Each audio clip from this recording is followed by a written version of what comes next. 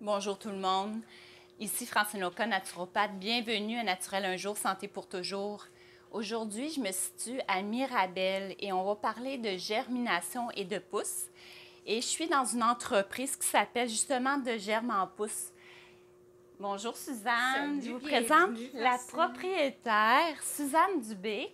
Dis-nous, depuis quand tu fais ça ici? Ça fait combien d'années? Puis c'est quoi ta passion? C'est quoi qui t'a poussé à tout faire ça? Puis tout ça? Ben moi, j'ai commencé ça à peu près en 2007, mais j'en ai toujours fait. J'avais comme une passion de bien manger et c'est économique. C'est vraiment, les pousses et germinations, c'est vraiment quelque chose de très nutritif. Fait que c'est un Ouais. apport à ma nutrition vraiment essentiel. Fait que ça fait 11 ans que je fais ça ici à Mirabel. Fait que c'est toi la propriétaire ici. Oui. Et là, je sais que c'est bio, mais je veux que tu nous élabores parce que, tu sais, de ce temps-là, c'est beaucoup populaire, bio, non bio. Les gens veulent manger de plus en plus bio. As-tu toujours été bio? J'ai tout le temps été bio. OK. Certifié Écossaire Canada. OK. Alors, c'est une certification. On est toujours, on est visité une fois par année. L'eau est testée 2 fois par année. OK. Et justement, qu'est-ce qui s'est passé dernièrement avec les salades? Il y a eu des salmonelles. Ouais. C'est souvent l'eau qui est contaminée. OK. Fait que ici, notre eau est vraiment testée à chaque année. Il n'y a pas... Puis ils testent juste pour la salmonelle ou ils testent pour d'autres choses aussi? L'eau est testée pour tout. E. OK. coli, tout ce qui n'est pas conforme. L'eau qui n'est pas conforme, mais moi, j'ai vraiment aussi un ultraviolet qui fait que même si dans mon puits, il y aurait des bactéries, c'est vraiment tué avant que les pousses aillent de l'eau. Puis Écossaire, pour ceux qui ne connaissent pas, il y a d'autres compagnies, mais Oui. toi, tu as choisi, c'est toi qui as choisi Écossaire ou Oui, comment ça? j'ai choisi Écossaire. Ça coûte à peu près pour moi, c'est un 800-900 $ par année. Ils viennent, comme je te dis, une fois par année, vraiment checker nos stocks. Qu'est-ce qu'on a acheté? Est-ce que nos graines sont vraiment bio? Hein, il n'y a pas de OGM dans nos pousses. Ils sont exempts de tout pesticide, de tout produit qu'on ne voudrait pas. Et puis ça, les grains, puis les semences, ça vient de où? Ça vient-tu du Québec aussi? Ça vient de partout au monde, mais ils ont toutes ils sont tous certifiés bio. OK, au complet. Sans OGM non plus, c'est important. Le service ici, c'est parfait. En tout cas, pour moi, de ce que je connais, tu offres un super bon service. Oui, parce que moi, c'est la fraîcheur qui compte. Alors, quand les gens font leur commande, c'est livré le lendemain. Fait qu'on a des points de chute, on a des points de rencontre. On livre dans les restos, dans les magasins, mais vraiment, on coupe vraiment la veille de la livraison. Fait que tu garantis aux gens la fraîcheur absolument. tout le temps. On n'a rien de coupé d'avance. Ah bon. Oui. Puis je sais que tu as des points de rencontre. Veux-tu nous dire un petit peu c'est où pour les gens qui voudraient pas se déplacer ou aussi, sinon tu payes la livraison. C'est si ça, tu il y a fais de la livrer, livraison comment à ça domicile fonctionne? ou au travail. OK. Fait que ça, c'est intéressant. Si les gens travaillent, n'ont pas le temps d'aller dans un point de rencontre ou un point de chute, ben, on va le porter à domicile ou au travail. Ensuite, si les gens veulent se déplacer, il y a des points de rencontre et des points de chute. Fait qu'un point de chute, c'est on va le porter dans un resto ou dans un magasin et les gens vont le chercher à partir de telle heure. Et un point de rencontre, c'est les gens viennent le chercher à 10 heures à telle place. Fait qu'on va livrer partout à Montréal et jusqu'à Saint-Sauveur. Dis-nous en gros tes points de rencontre. T'en as dans quel secteur? On a à Montréal. Oui. Ensuite, on a à Sainte-Rose, Sainte-Thérèse. On a à la clinique de naturopathie, Francine Oka à Blainville. Blainville. Filion, on a à Saint-Eustache, on a à Sainte-Rose, à Saint-Sauveur. Et puis là, c'est sur demande aussi. C'est ça. OK. Puis dis-nous la variété. Qu'est-ce que les gens... As-tu plusieurs variétés? Oui, on a plusieurs variétés. On peut peut-être commencer dis-nous, avec un petit peu qu'est-ce qui est en dis-nous en gros les variétés, puis après ça, peut-être on fera la démonstration. Oui, parfait. Alors, dans les grosses pousses, on a le sarrasin. Fait que sarrasin, c'est vraiment une plante qui est bon pour tout ce qui est le système sanguin. Okay. Hein? les fines, les vénules. On a le tournesol ici, c'est le plus populaire finalement. Et tout ce qui est en arrière, c'est du tournesol. Très bon en salade, en jus. Le tournesol, surtout en jus. Sarrasin, beaucoup plus en salade. Ensuite, ici, ben, on a le blé. Le blé qui est indigeste comme ça, parce que ça prend 4 estomacs comme la vache pour le digérer. C'est la seule pousse ici qui est indigeste. Mais il faut le faire en jus avec une machine à jus. Ensuite, on a les petits pois mange-tout. Ça, c'est super bon en jus, mais aussi quand que je le fais petit, qu'on ne le laisse pas étioler trop ou sous la lumière, c'est très bon en salade aussi. Qu'est-ce qui est très populaire? Je vous dirais la tournesol, c'est la plus populaire. C'est la plus populaire. Ensuite, il y a le sarrasin, le petit pois. C'est très économique aussi, manger ça, là, tous les gens. Vous pouvez manger de la verdure. Ça vous permet, premièrement, c'est économique, c'est quand même facile. Ça vous permet d'avoir de la fraîcheur dans votre assiette toute l'année. Mais Francine, qu'est-ce qui est super intéressant, c'est que quand vous mangez de la salade, il n'y a presque pas de protéines. Et quand on arrive avec la tournesol, c'est 23 de protéines. On arrive avec le sarrasin, c'est 23. Toutes les grosses pousses, c'est 23 de protéines. Là, on ne parle pas du blé qui est super, c'est un super aliment aussi, là. Mais dans les grosses pousses, c'est 23 de protéines. Ce que je veux dire aussi, sa germination, c'est comme on a ici, là. Avant la graine, avant de la faire germer, il y a beaucoup de protéines, de sels minéraux, de vitamines et tout ça. Mais un coup que la graine, elle germe, elle multiplie les vitamines. Fait que vous avez quelque chose qui est vraiment plein de vitamines, plein de minéraux encore plus. Et des enzymes. Des enzymes. Surtout merveilleux pour les enzymes. Surtout de ne pas faire cuire l'alimentation vivante, c'est ça. Puis l'herbe de blé aussi, là, on n'en a pas parlé. Ça, combien, hein? Oui. Fait que ça vous prend quand même une bonne machine.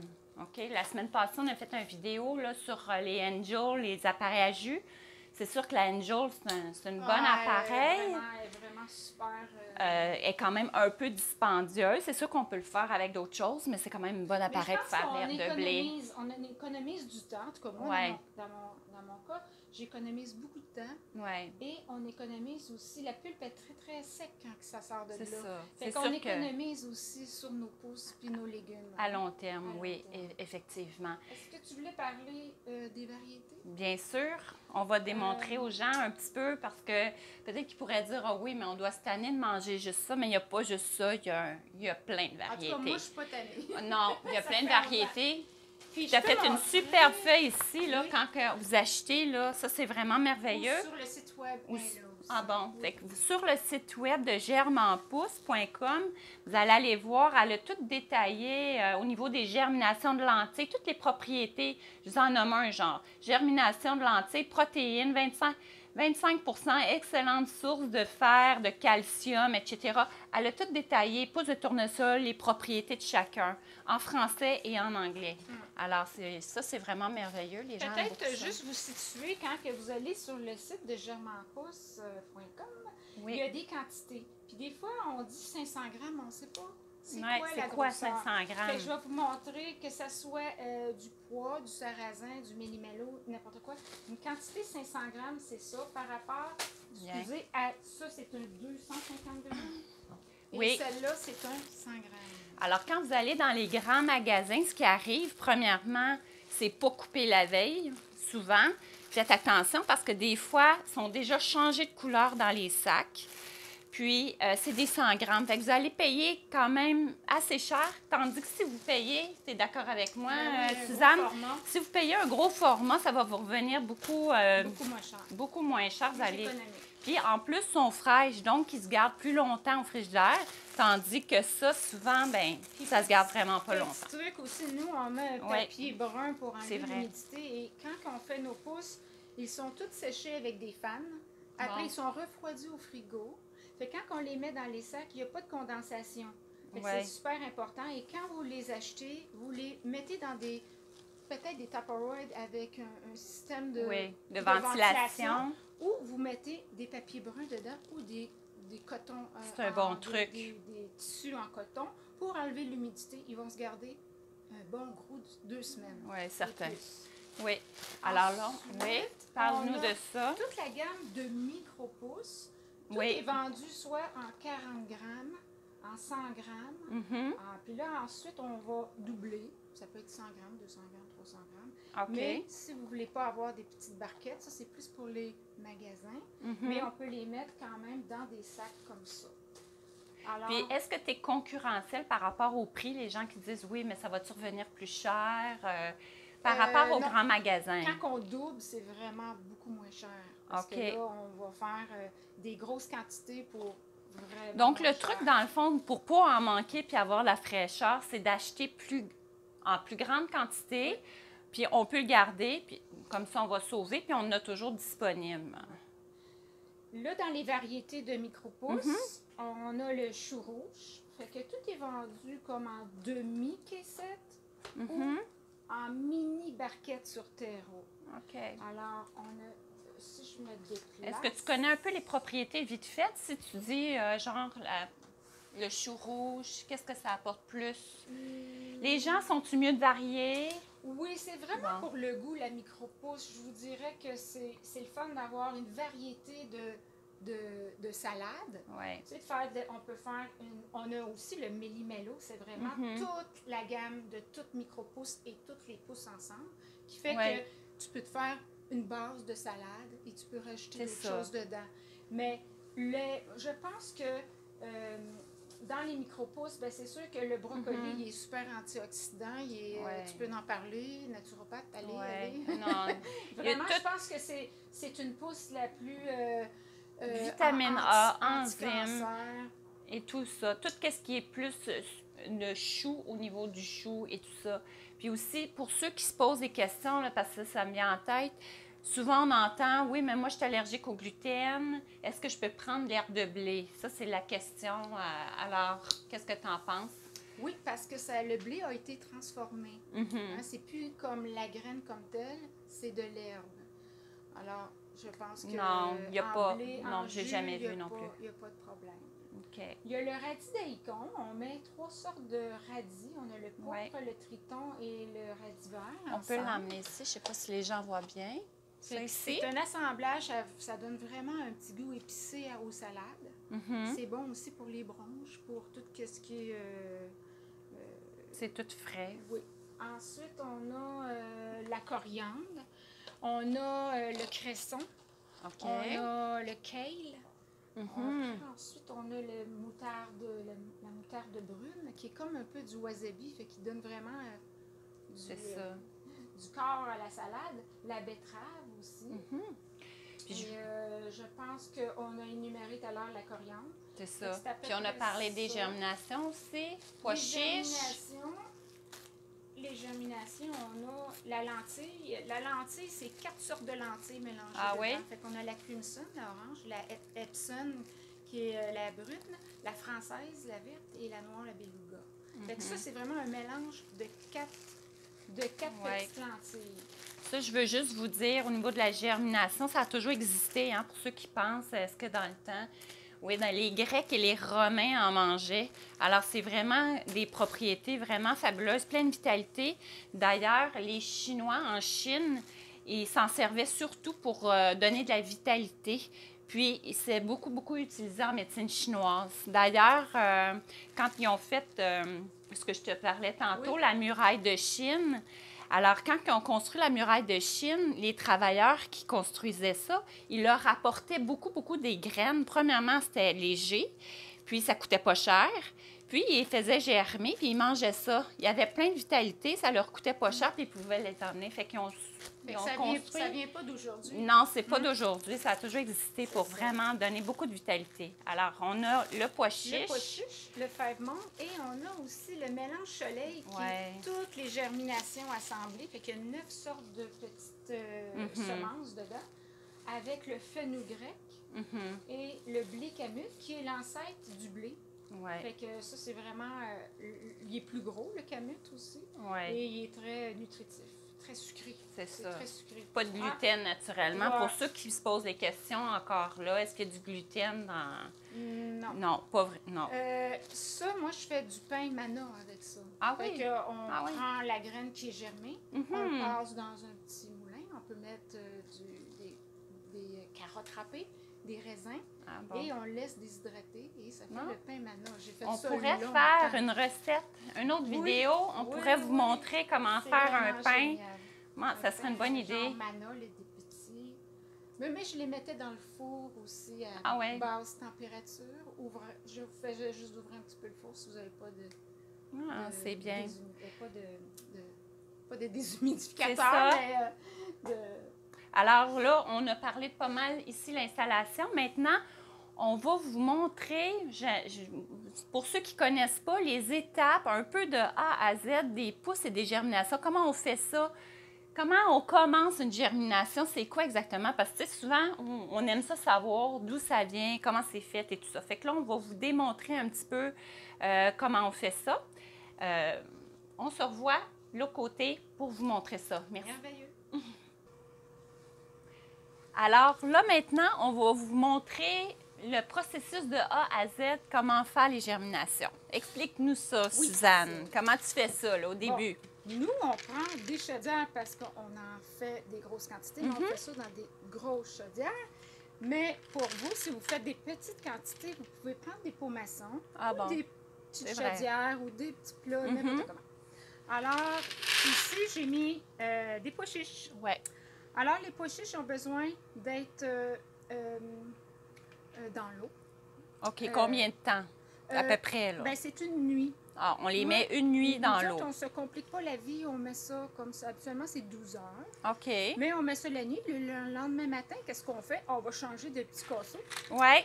Alors, on met ça dans une chaudière où vous prenez votre pot maçon avec un petit filtre par-dessus. Là, il y a des trous dedans, celle-là. Oui, celle-là, il y a des trous. Mhm. Fait que vous rincez abondamment OK. et ensuite, vous le laissez comme ça et vous rincez 2 fois par jour. Et selon la température ou la OK. graine, habituellement, c'est 2 jours, 3 jours. Puis on ne les met pas à lumière. On les met pas à la lumière, on essaie de mettre quelque chose par-dessus. OK. Parce qu'une graine, ça va germer à la noirceur. OK. Fait que c'est pas plus compliqué. Là, le germe sort. Puis là, comment t'attends combien? Ça dépend de chaque graine? J'attends pas tellement longtemps Non? comme vous voyez parce que de toute façon, dans le frigo, Ouais. ils vont pousser encore. Ah bon? OK. Fait que nous, qu'est-ce qu'on fait? On le sait que ça s'en va Fait que peut-être à la maison, juste ça voir s'en va le au petit magasin. germe. OK.